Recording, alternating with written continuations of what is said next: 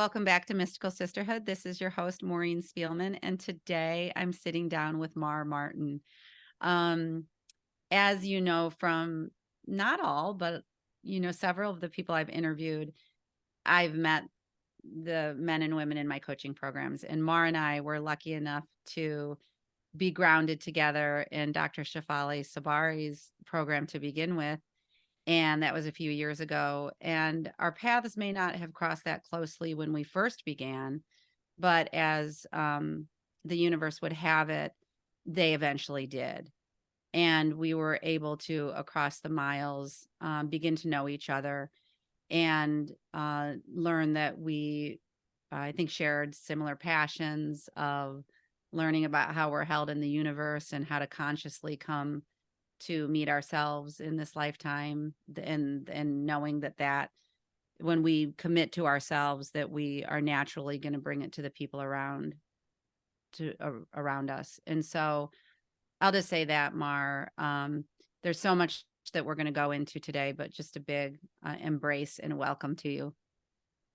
Thank you so much. I'm so glad to be with you here in this beautiful space that you've created. And I've listened to so many of your episodes. So I'm like so excited to be a part of it now and, be part of this beautiful group of mainly women, but people who are sharing with your community. So thank you. Yeah, I love that. And it reminds me of the ripple effect that we can have when we individually seek something and join together, then at the power of community, and when we join as collective. And it's one of my I wouldn't call it a mission, but I would call it an intention to have conscious conversations out loud, outside of the confines of a small room with a good friend, and bring them to people. And I've always been fascinated. I think I grew up in such a way that I grew up in a mid-sized town in the state of Indiana in the Midwest in the United States. And so I went to a university in the Midwest. And so my world has largely been, what I grew up in and what I knew. And I moved to New York City for a time, and, I met so many different people from a lot of different cultures, but the way I grew up was not, transcontinental. And so that's another thing, because you have lived a lot of places in your life. And I love that, because it allows me to get to know people of different cultures and where they've come from and how they do things and how they grew up. But why don't we start there? And if you can share with us a little bit about where were you born? Where did you grow up? Tell us about your family. Sure.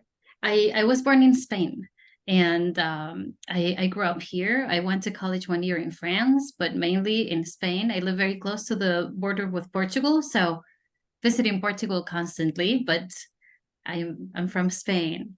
Went to college here, except for the year I studied in France. But then I ended up moving, and really my work career as a teacher, I started in California. And I lived in California for 11 years and had 2 children there. Then moved back to Spain 12 years ago now and had another child. So I have a 19-year-old, a 17-year-old, and a 7-year-old. And we're like a multicultural, multi everything family. And I love it. It's I think it's one of the beautiful things of my family is that I don't think there's a box for us. Right. Yeah, that's so cool. Yeah, so you've really, lived a lot of different places. So when you came up in your younger years, it was in California, and you pursued a teaching degree and started kind of, as they say in the United States, they sometimes say cutting your teeth, like it's the beginning. Like, how did you begin to learn about even being in that profession? I was so scared. Mhm. Even just to go to my interviews, I was like shaking, but eventually the place, the universe places, opportunities in front of you. And the place where I ended up teaching was such a beautiful community, and it held me so well at the time. And I still have very dear friends that, so many miles away that came from that. And also learning the culture, right? Because as a teacher, learning the culture where I am like adopted, I'm adopted into. I come to California, and I mean, I knew English, but if you can imagine that I spoke with a British accent, because in Spain, learned British English. So I did not know that. yes, and all the slang, and 15-year-olds don't talk like 30-year-olds. I mean, it was quite a, and I think my students were my greatest teachers. I learned Mm, so much, so yes. much. Oh, and so you started to tap into that at an earlier place in your life. Because that's, of course, one of the Dr. Shefali conscious parenting principles is that there's not hierarchical, and they're here to teach us as much as we're here to teach them. So I never put it together that way, but it is true. Yes. yeah, yeah, Absolutely. right.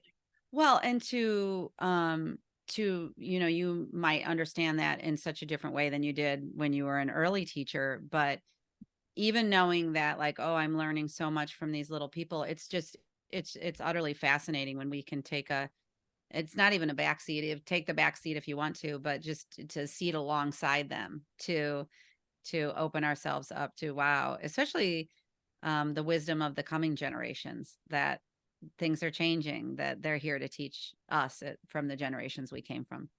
Hmm. Yeah. And Yeah. I mean, it's the generational, piece, is the cultural piece, is the language piece, it's the background piece, because in Spain, like I used to tell my students, um, look at me. This is what everybody looks like, Pretty much we all look the same.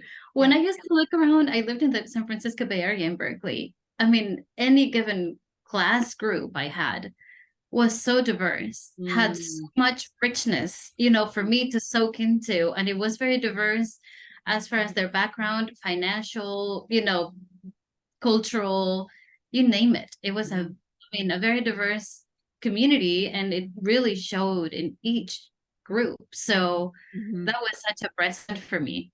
That Oh was such yeah. a, so many languages too, right? Because I speak a number of languages, but there were so many other languages I didn't speak. And the challenge for me to teach as a Spanish speaker, because English is a second language for me, uh, to teach Spanish and French, I used to teach at the time, to English speakers. So you may not, like, the brain doesn't soak in Right. way, like the boxes are, placed differently. And I'm like, oh my goodness. And switching between all these languages for my brain, it was such a stretch. And Oh I wow. I Mhm. really did have, even though I didn't realize it or call it this way, a Yeah. beginner's mind, Right. because I didn't have another choice, and Yeah. it was You beautiful. okay, so that is a term or a phrase that we haven't talked about yet. And I was thinking about it just a couple of weeks ago. Can you say, just for the listener who doesn't use that term or is not familiar with it, what's your relationship with beginner's mind, and how do you think of that, and how is that useful to you? Yeah, I mean, it's such a big, but the way you framed it for me right now, Yeah. um, it's the curiosity of being now learning Hmm. and open to what happens, not with all this knowledge and knowing that I already know, but to be open to what's new. And um I wouldn't say questioning, but I think curiosity is a bigger, I don't Yeah. know, aligned with me right now. And definitely in that situation, I had to start anew every time, Yeah. So Mhm. that's it. It's not be set in your ways, but to always keep growing as a beginner. I love it. And is that something that you often, or to share with your students, the idea of the beginner's mind and to begin again? I don't think I say it. I think I Yeah. live it. I embody it. Okay. Right. So I think it's Yeah. something that I see the same way. Like, whoa, here now that I'm teaching in Spain, they're like, you lived in California. It's like so cool, California is like, you were from Europe. Whoa, that's so cool.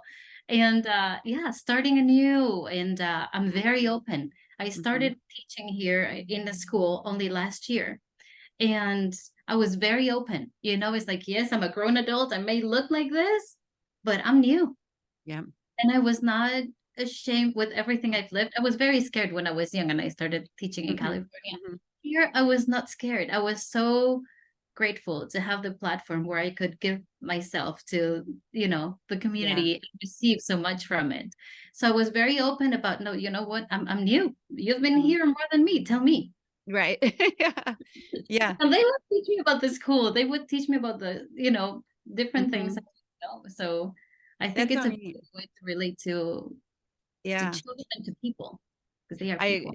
I think so, and it dovetails with a friend of mine just went back to teach in a local school district, and she had tutored for years out of her home, but she went back and she said, "We were talking about our younger selves in the professions." That she always was in some lane of teaching, and just when we come to ourselves, that younger version, so naive, so um inexperienced in so many ways in the world, because I went into speech pathology to begin with, and I was just sort of, if I look back, flailing in ways and figuring things out. But I think that that's a gift that is beginning to be born, is the children you're teaching and with in the classroom, or the children that we're raising, or ideas that we're promoting, are promoting an idea of how to take care of yourself, how to meet your own needs before the other.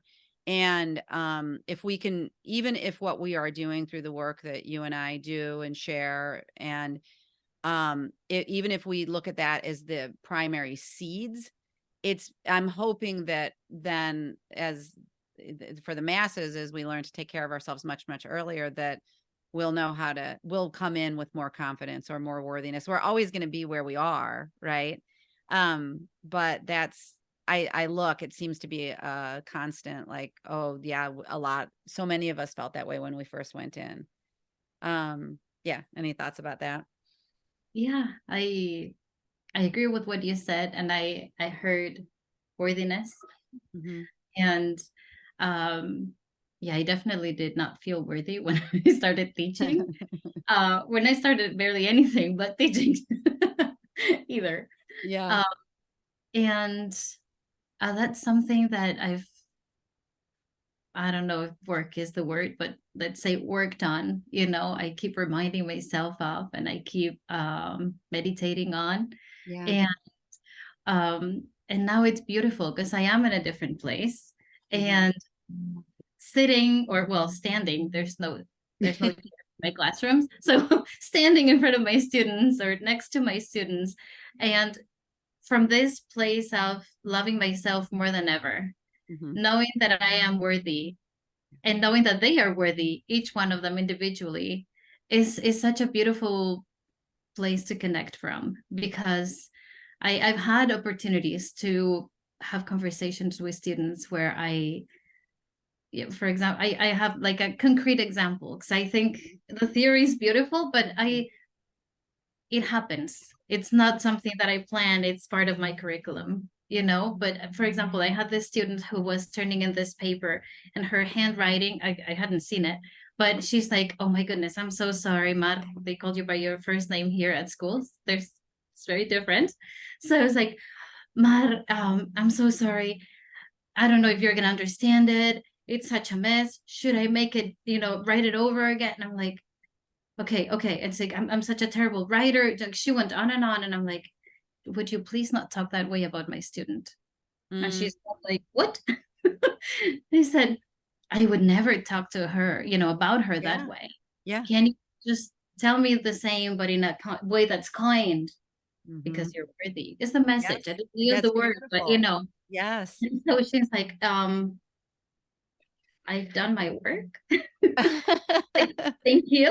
That was it. I said I've literally corrected thousands of essays and works from students in Hmm. different countries. Like, it would be very bad luck that yours is the first one I don't Right. understand.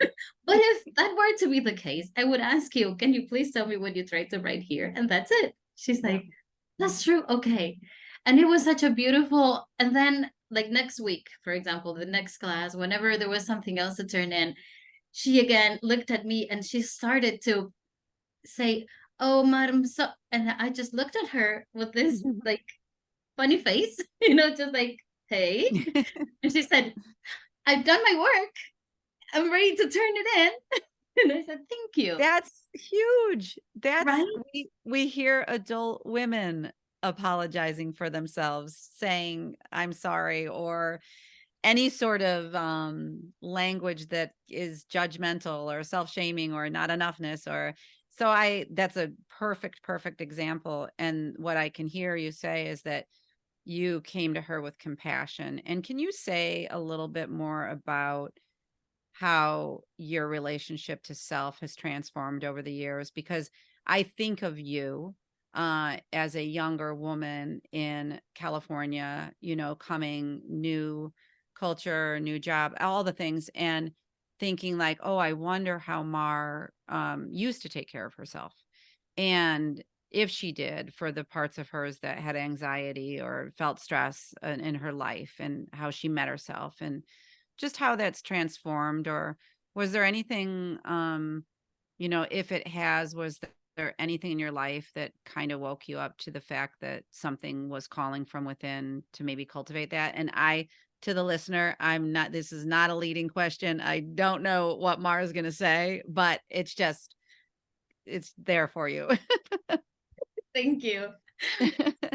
I love that question. I was gonna be so judgmental with myself. I heard that voice so loud as you were speaking, so timely. Yes. As always, right? Yes. I followed my heart when I moved to California. Hmm. So I think in that sense, I was very respectful with myself Hmm. because I knew I'd fallen in love and I wanted to live with this person, and I moved to California to be with them. And that was, I think that was very respectful towards myself. I took a lot of steps and very brave steps, you know, where I felt very scared and I still did it and I followed. But sometimes I tend to put that down as, oh, I was madly in love. It doesn't count, Yes. Yes. you Yes. know. Uh-huh. But the fact is, I did it, you Mhm. know, and it was a lot of brave steps that I took to get there, including leaving my family of origin behind. Yeah, for sure. So Mhm. so but that's about it. I didn't really take care of myself. I Yeah. relied on my partner to, you know, fulfill my needs and leech mode. Mhm. So of course the relationship was not very healthy, right? Because I didn't fulfill my own needs. I didn't love myself enough. I didn't um, see myself for who I was. So in time, in a long time of following this pattern, I was able to see, thanks to my children and then Dr. Shefali and yeah, to see inside and really get to know myself.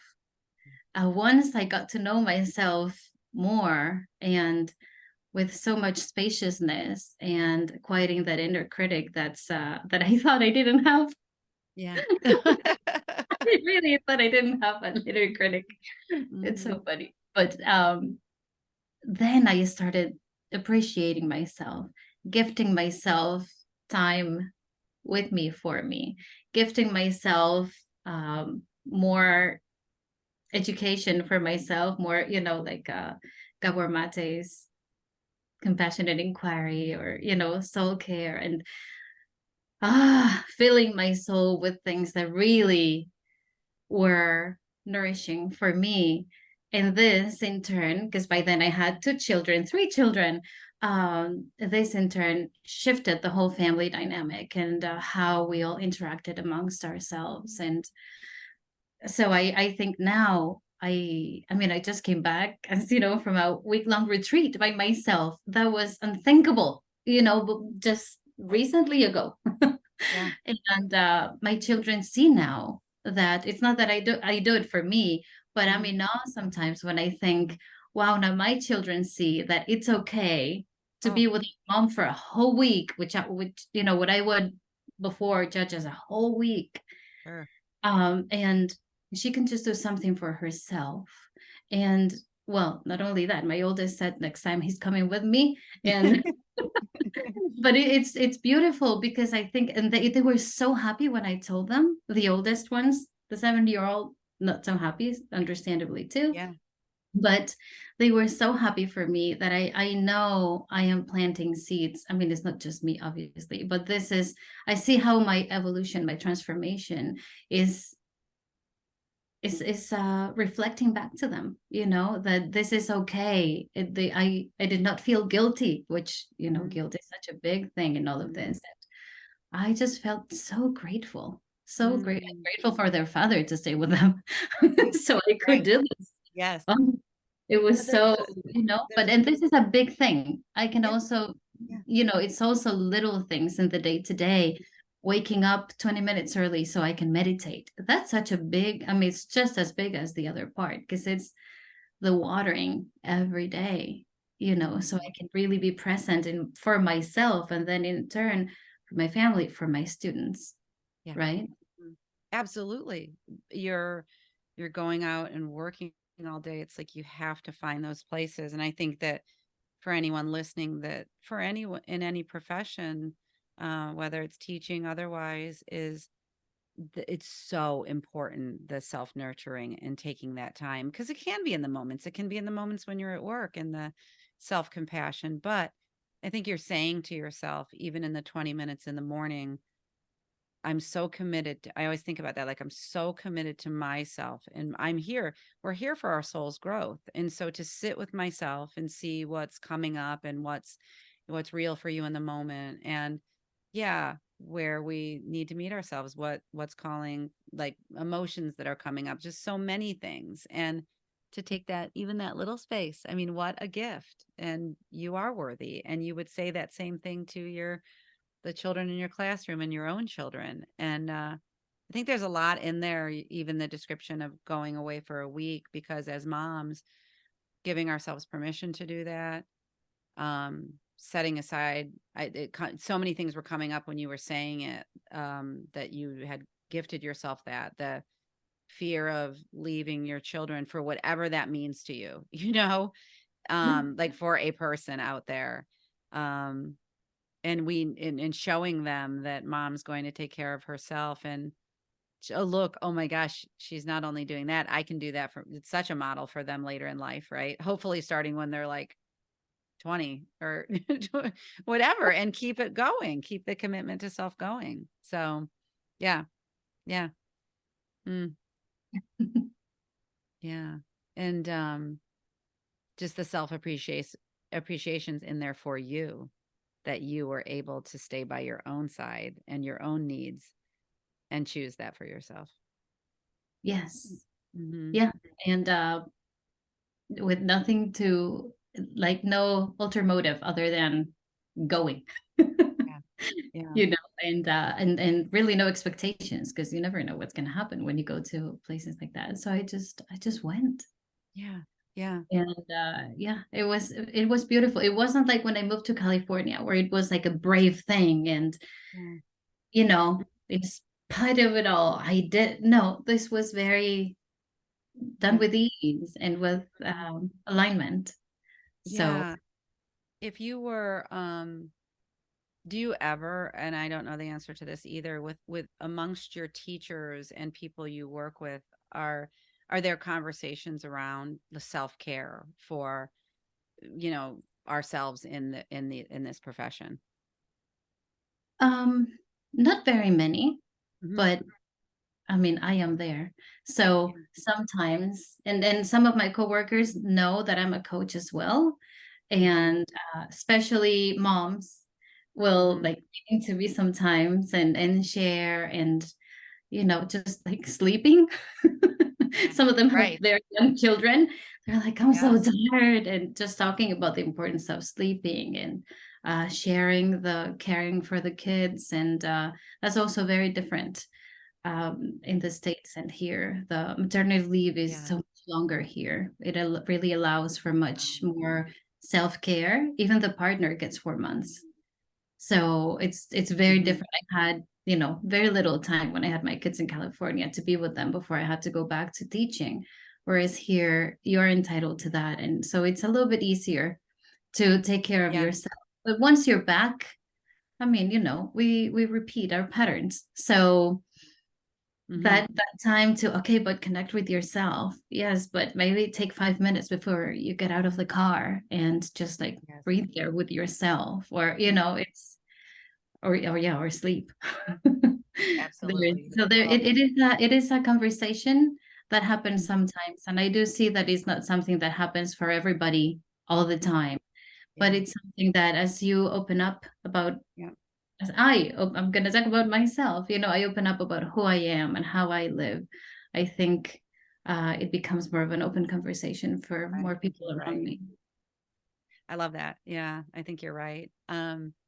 I had questions too around, even as you've seen your relationship with your kids transform, based on, what you've learned is, and I think too, with our relationships, when we have the intention to connect, that we don't, it's things don't always miraculously change overnight. That's our, Shefali would say, our ego part, right? That wants to fix it or make it better or have control about it. But, you know, um, because you followed the path. So for the listener to know too, like obviously we've got some of the shared programs we've done. And so we've studied these concepts, and it helps. I mean, it does help when you're reading about it and you're learning it and you're with like-minded people to begin to practice it. And even then, it's not a given that you're going to go, start this on day one, but just, what kind of things have really helped connect with your children? Is it, from what you've learned through your studies? Is it around, sacred listening or, um, you know, letting go of expectations, or what would you say has really stood out for your relationships? Yeah, I think being there with them and just the being, we are, and I was so judgmental of their actions, not who they are, but their Yeah. actions. And then that got mixed up, you know? So being able to separate what they do from who they are was such a beautiful present, to be able to live from there and sitting with the person, and both deep listening. I mean, that's just, and no expectations. The first thing that came to me, and it was listening to Dr. Shefali with Oprah on Mhm. super soul Yeah. conversations. Yep. um the sentence that resonated with me, and why I ended up signing up for the coaching program to become a coach, was, don't take it personally. And Mm. it's so huge, Yes. and it works for everybody, right? I use it with my children, but definitely Yeah. with my students. Mm. you So know good. It's so yeah, good. Yeah, so I they will love that not do that their was the. homework, but it has Yep. nothing to do with me. Yep. So how can I help you get it Yep. done by next time, or understand this? Mean, I don't give homework, but understand Yeah. this behind, or why it's not against me. If my child Mhm. is screaming at me, if a kid throws the ball really far during recess, it's not because they hate me. It's not Yeah. because I'm not worthy, which is where Mhm. we eventually end up going. Mhm. It's because something in them, some pattern in them. So sit Yeah. with the person underneath that. And I do it at school, and I do it at home, and with my kids. It's been beautiful. It's been Yeah. so beautiful. By now, my youngest is 7.5. So half her life, I've been on the path, right? I mean, Yeah. with the title. I'm in the path with the title. On the path. Yeah. I don't know. Whenever it started, because I never know when I started really, or what. Yeah. Yeah, So and so does that is there a quality there that just feels different, that and herself, yeah. I mean, she's so confident. She will tell you what she wants.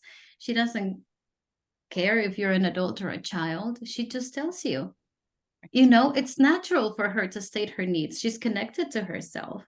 Yeah. We went to the circus recently this summer, and she was chosen to go to the middle, right, with a number of adults, and they were doing this number with so the clown picked her up, and this was a very cool clown, Okay, this is the Yeah. song of the clowns that were like the top-notch clowns in Spain when I was growing up. Oh, my inner child was like, and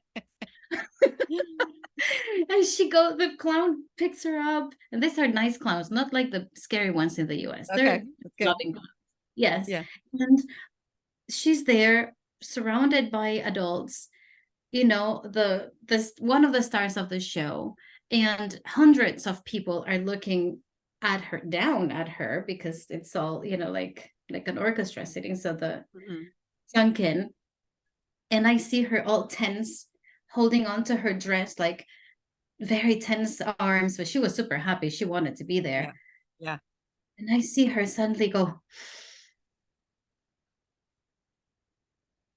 and she breathed, and she centered, and she enjoyed the moment.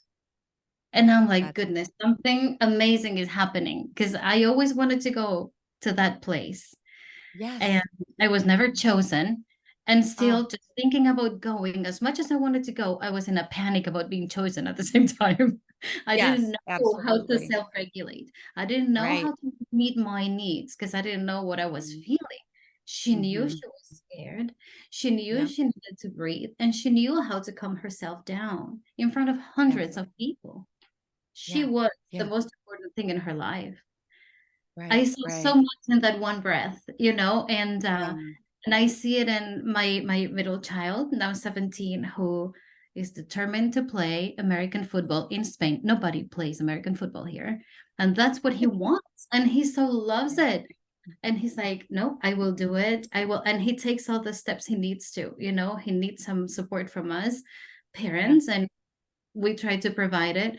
But he's like, no, this is what I want. I know I like this. This fulfills Um, me. And he yes. says it. And it's not like, if we say no, he will talk to Mm-hmm. us. We can talk. It's Mm-hmm. not Mm-hmm. we started saying, it's not top Yeah. down. It's a Right. conversation. And Yeah. for me, it's so amazing. And I grew up in a very safe environment, but that my Yeah. son too feels very safe. And I felt safe, but I didn't have a voice because I was so Yeah. good. He's not Mm-hmm. good. He's himself. Right. So he can Yeah. talk, Yep. Oh, Mm-hmm. amazing.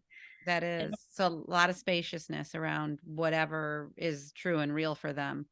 Yeah. Um, I would mean, you and say, given yeah, it's not perfect, and there's, so sure. I don't want this to sound like, oh, no, no, Yeah. I mess No. up all the time, but or what I would call mess up. But it's Yeah. we get to these places, and I Mm. get to enjoy my children being so authentic. I Yeah.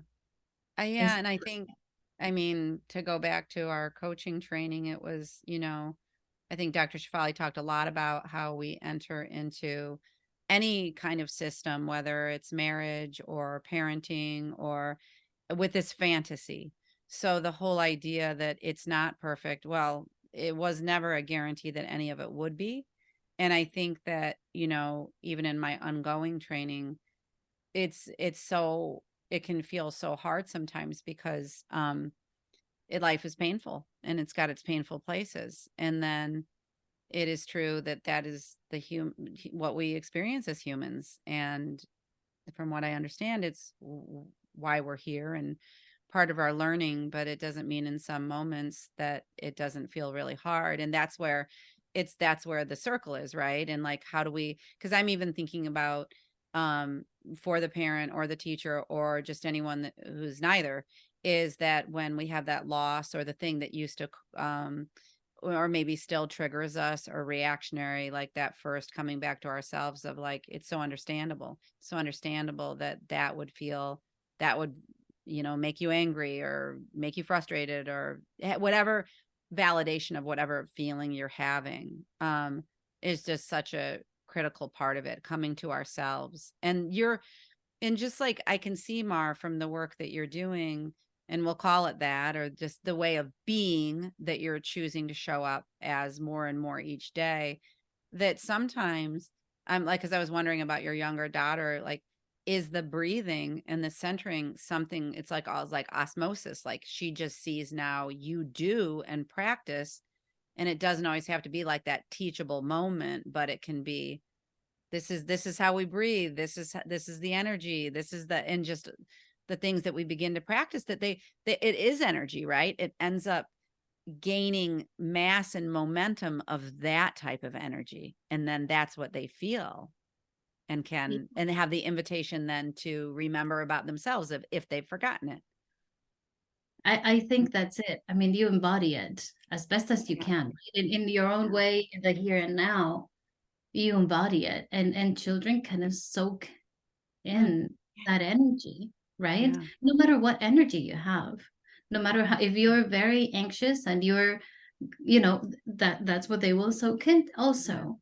Mm-hmm. And more as I connect to myself more, as I smile at myself more, as I love myself better in a Yeah. healthier way, um, I see that people around me, not only my children, but people around me, I don't know, it happens, it's more and more people who act like this, who live like this, who Yep. I don't know how, And and it's something, yeah. look, when at the end of the school year, and this has been a year of a lot of new things and a lot of self-discovery and a lot of turning things upside down for me personally, right? This last year. And uh, at work, at the end of the school year, the graduating class gave crowns to every teacher. So, and they said like a little note for each one of them, like personalized.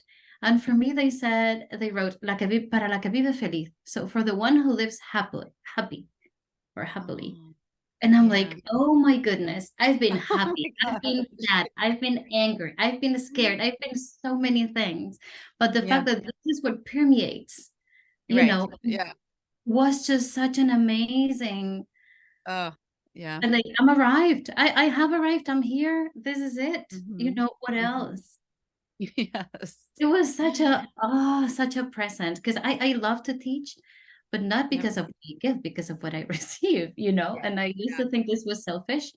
Now I know it's not. It's because I do it from that place that I can be Yes. authentic. They can see me Yes. for who I am. Oh, So that was such there an are, yeah, amazing, they're it's the moments, right? And it's it just what you said earlier about, when you first realized when Dr. Shefali said that, the reactionary and it's not to not personalize. It's like, don't you just love those moments in life that are, I mean, I guess Oprah would call them, like aha moments, but whatever it is, it's the ones that hit you like a lightning bolt. And I mean, to receive a crown like that, it's the ultimate gift. I mean, really, what more is there? That's everything. And that's because of, I think it's a direct, you probably would have walked in the door with so many of those things, even without everything that you've studied and kind of committed to yourself. But because you're showing up in a way that they are really feeling, both for your family, well, both for yourself, then your family, and then your work, and on and on and on.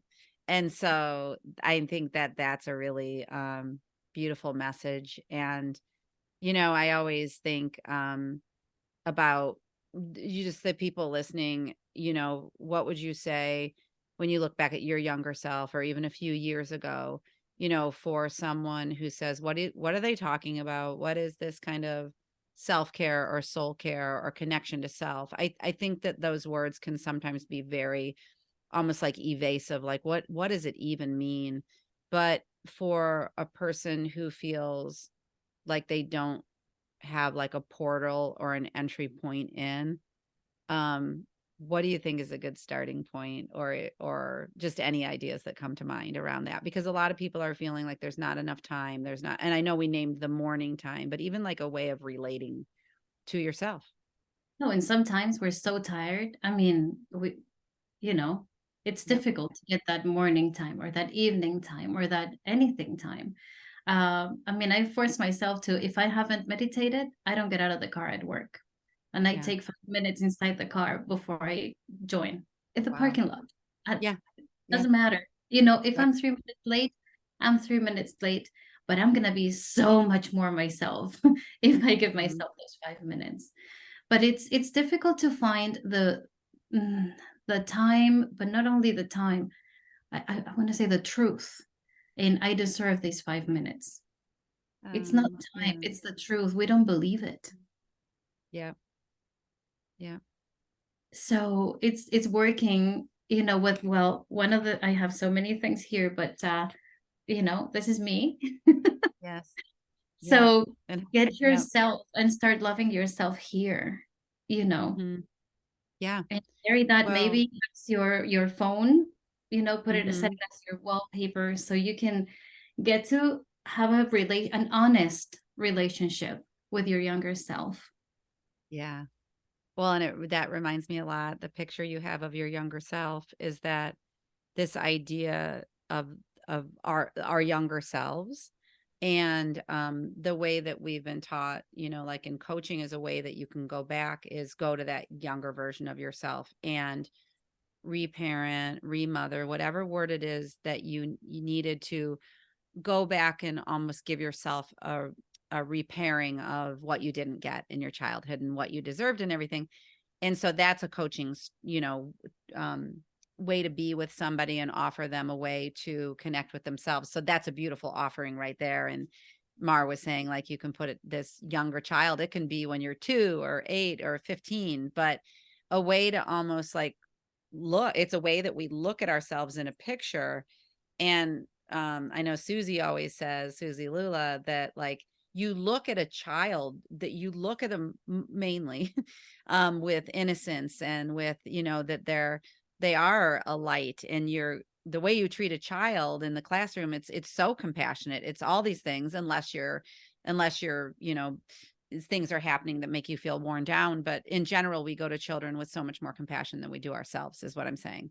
And that 5 minutes in the car, that, and then, yeah, then you've got a picture of yourself right there to be like, oh, I always like too, like when I asked yourself that question, is the question of, if you can sit for those 5 minutes, like, I'm curious how you're feeling, Maureen. I'm curious what you think about this. I'm curious what, just making the room to be curious about our own experience. And it's not selfish, and it's just fulfilling. If we can prop ourselves up and be like, what do you think?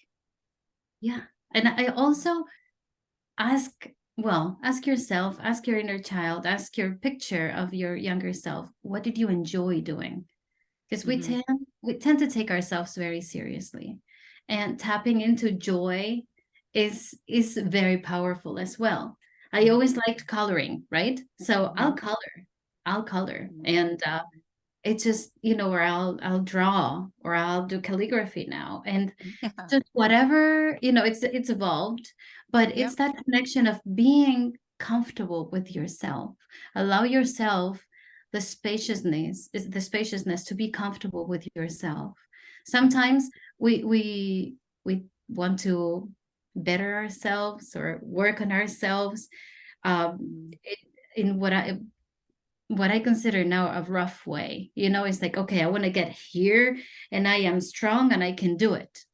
But for me, the spring that pushes me to a, more comfortable way is self-love, it's self-care, Mhm. it's soul care. Yep. Because if I connect with that deep place, then somehow it spirals into, Mhm. connection with who I really am. So I can live from a more high place. Yes. And it Yes. doesn't have to be even like, you can do this with your children. If your Yep. children are coloring or they're playing Legos, you color your play Legos with them. It's make time. The time doesn't exist, but I always say that I can create time. Right. Because Yes. Yes. I'm pretty creative sometimes for doing things like this, where it's like, okay, I'll leave a Yep. message for myself here, then I'm reminding myself of this thing that's important for me. Maybe have fun, just have fun. And it doesn't seem like you're getting into this work like you were saying, but you Yeah. are. And the Yeah. intention is so important too. We Yes. said intention before we started the recording. Whenever you do anything, setting that intention of, from where am I here? Like, from what energy do I want to put out? Why am I here? Mhm. Connecting to that instead of just doing, which you Yep. still do, but you Mhm. do so differently when you are I was going to say constantly, but at least every so often connecting to Mhm. why I am, you know, because Yeah. it's different. We Mm. don't live on a conveyor belt. This is what I see. It's like, keep going, keep going, keep going. But if Yeah, I get to set my intention, I get to decide my path. absolutely. So much And more I'm tangible. it's a beautiful, and I am thinking about that I'm thinking because it's your profession now, but that teacher in the classroom and being on like the doing. So that could be any profession, right? But then having that intention of like, I'm just going to sit next to this little one for even a minute, even Oh, 2 minutes, and it's their coloring time if you've got little ones or whatever it is. But it's the being, and it's the connection, and breathing into that shared space, and it doesn't have to be a task or a chore. And thank you for bringing in the playfulness too, and the joy and the remembering, because that's our original nature.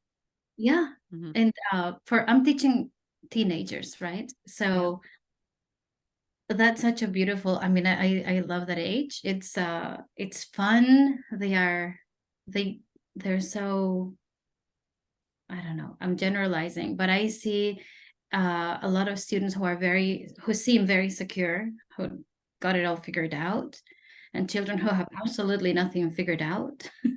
Yeah. And for me, it's such a present to be able to witness this Yeah. and to be myself with them and see what happens.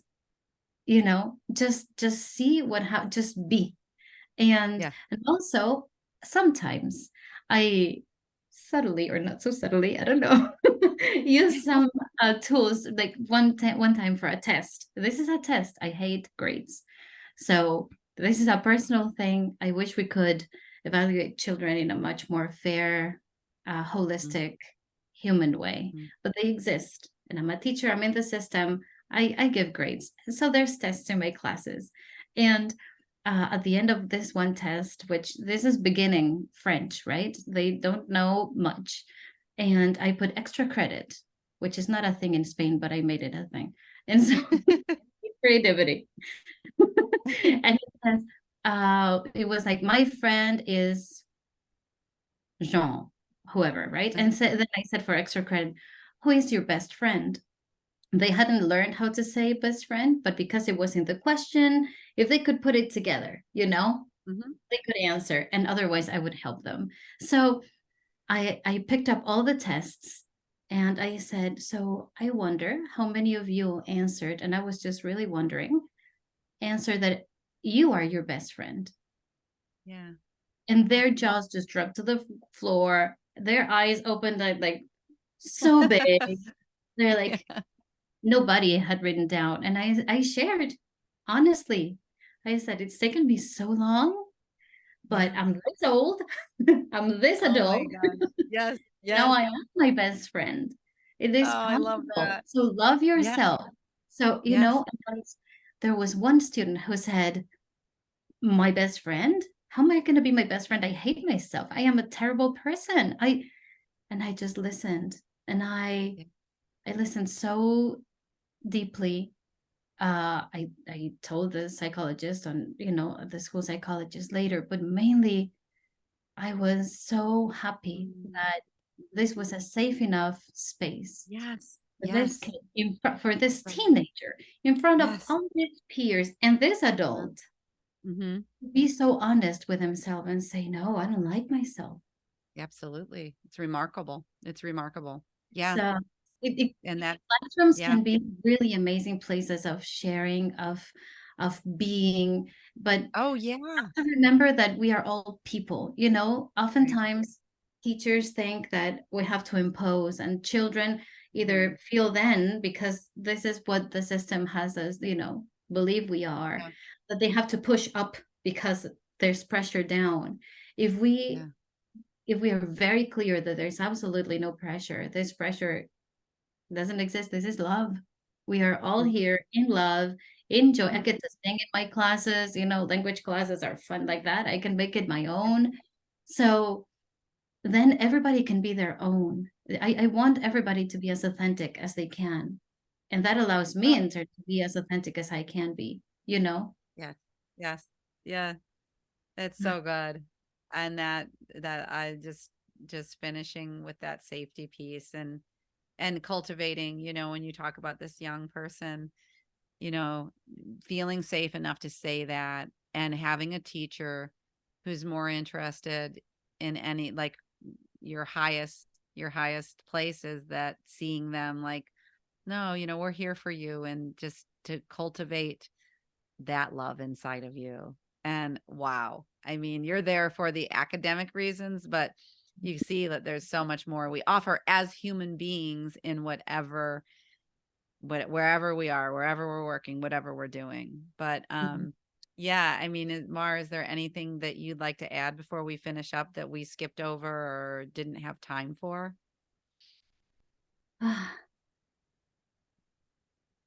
I think breathing is so important, Hmm. and to remember that you are breathing.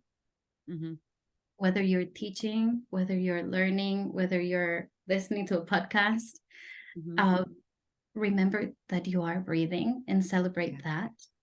Hmm. It's so, this is a question I asked my students another day. They were Yeah. like so rowdy. And I said, excuse me, just 1 second. I didn't even scream. I just came out, It's like, when was the last time you realized that you were breathing? Mhm. And I think asking this question to ourselves regularly is very valuable. Mhm. Then, when we realize that we're breathing, we can take care of ourselves. That's how then we can be there for others. And I think this is the journey that I've been on Yeah. in different countries, in different, positions as Mhm. teacher, coach, mom, wife, Yeah. daughter, Mm. this is it. It starts with a pause and with breathing. And that I get emotional, because I think what you just provided for me, being across from you and the listener, that slowed everybody down. That brought us back to our body and back to our awareness, and that feels peaceful. Um, so yeah, I'm grateful for everything that came from you, from your wisdom and just who you are and what you shared today. I think it's going to touch so many lives. And so thank you for being here for this conversation. Thank you so Yeah. much, Maureen. Thank you for having Yeah. me here and for the bigger project. Yeah. And I always ask, and I don't know if you have any places, but if someone wanted any of this wisdom, is there any place that you put that out to the public, even in the way you express yourself on any mediums or anything like that? I am on Instagram. Hmm. I come in and out of Instagram, but I am on Instagram and I have some reels where I show presence.